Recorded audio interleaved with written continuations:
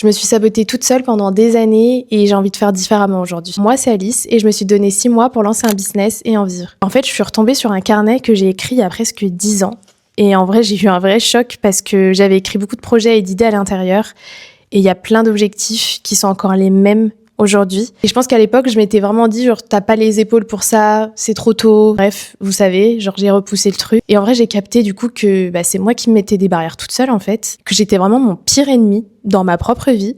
Et de là, je me suis rendu compte qu'il fallait que je fasse un travail pour faire la paix avec moi-même, pour commencer. Et surtout que personne n'allait venir me sauver dans ma propre vie. Donc aujourd'hui, j'ai décidé de mettre une petite action en place. J'ai pris un carnet, un stylo et j'ai fait un peu la version de 2026 de ce carnet-là. J'ai aussi surtout noté pourquoi je fais tout ça. Je le fais pour mon enfant intérieur, pour la Alice qui avait 5 ans et qui croyait pas forcément en elle.